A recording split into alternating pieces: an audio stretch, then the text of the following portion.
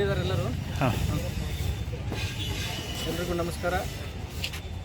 ನಮ್ಮ ಬೆಳಗಾವಿ ತಾಲೂಕಿನ ಸಂಗ್ರಾಳಿ ಬಿಕೆ ಗ್ರಾಮದಲ್ಲಿ 43 ವರ್ಷಗಳ ನಂತರ ಗ್ರಾಮದೇವಿ ಮಹಾಲಕ್ಷ್ಮೀ ದೇವಿಯ ಜಾತ್ರೆ ಇದೇ ಬರುವ ದಿನಾಂಕ 28ನೇ ತಾರೀಕಿನಿಂದ ಪ್ರಾರಂಭವಾಗಲಿದೆ. 9 ದಿವಸ ನಡೆಯುವಂಥ ಈ ಜಾತ್ರೆಗೆ ಲಕ್ಷಾಂತರ ಜನ ಭಕ್ತರು ಬರುವ ಒಂದು ಈ ಜಾತ್ರೆ ಇವತ್ತು ನಮ್ಮ ಬೆಳಗಾವಿ ಜಿಲ್ಲೆಯ ಜಿಲ್ಲಾಧಿಕಾರಿಗಳ ಒಂದು ಅಧ್ಯಕ್ಷತೆಯಲ್ಲಿ ಮತ್ತು ಇನ್ನುಳಿದಂತೆ ನಮ್ಮ ಈ ಭಾಗದ AC ಅವರು ಇರ್ಬೋದು, ಪೊಲೀಸ್ ಡಿಪಾರ್ಟ್ಮೆಂಟ್ ಇರ್ಬೋದು, ಜಿಲ್ಲಾ ಪಂಚಾಯತ್ ಇಲಾಖೆಯ ಎಲ್ಲ ಡಿಪಾರ್ಟ್ಮೆಂಟ್ಗಳಿರ್ಬೋದು, ವಾಟರ್ ಡಿಪಾರ್ಟ್ಮೆಂಟು, ಹೆಲ್ತ್ ಡಿಪಾರ್ಟ್ಮೆಂಟು, KSRTCದವರು, ಫೈರ್ದವರು ಒಟ್ಟಾರೆಯಾಗಿ ಎಲ್ಲರೂ ಸೇರಿಕೊಂಡು ಒಂದು ಮೀಟಿಂಗ್ ಮಾಡಿದ್ವಿ.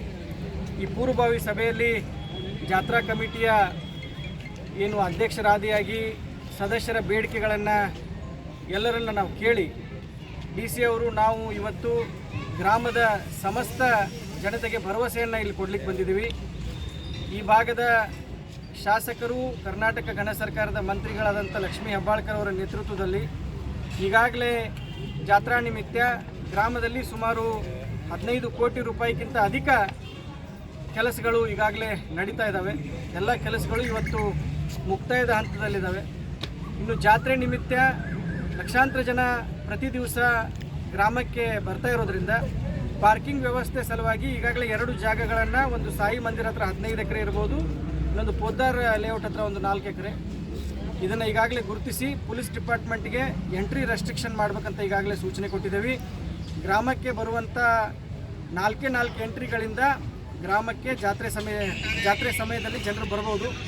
ಅದ್ರ ಜೊತೆಗೆ ಲಕ್ಷಾಂತರ ಜನ ಗ್ರಾಮಕ್ಕೆ ಬರೋದ್ರಿಂದ ಹೆಲ್ತ್ ಡಿಪಾರ್ಟ್ಮೆಂಟ್ದವರಿಗೆ 24/7 10 ದಿವಸ ಇಲ್ಲಿ ಒಂದು ಆಂಬ್ಯುಲೆನ್ಸ್ ಇಡಲಿಕ್ಕೆ ಮತ್ತೊಂದು ಸಣ್ಣ ಕ್ಲಿನಿಕನ್ನು ಕೂಡ ಮಾಡಲಿಕ್ಕೆ ನಾವು ಈಗ ಸೂಚನೆ ಕೊಟ್ಟಿದ್ದೇವೆ.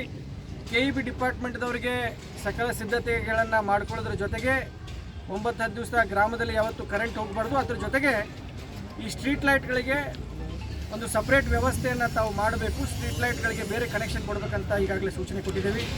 ಅದ್ರ ಜೊತೆಗೆ KSRTC ಡಿಪಾರ್ಟ್ಮೆಂಟ್ದವ್ರ ಜೊತೆ ಚರ್ಚೆ ಮಾಡಿ 9 ದಿವಸ ಎಡಿಷ್ನಲ್ ಬಸ್ಗಳನ್ನು ಪ್ರತಿ 8 ನಿಮಿಷಕ್ಕೆ ಒಂದು ಈ ಗ್ರಾಮಕ್ಕೆ ಬಸ್ಸು ಭೇಟಿ ನೀಡುವ ರೀತಿ ಪ್ರತಿ 8 ನಿಮಿಷಕ್ಕೊಂದು ಬಸ್ ಬಿಡಬೇಕಂತ ಈಗಾಗಲೇ ಚರ್ಚೆ ಮಾಡಿದ್ದೀವಿ.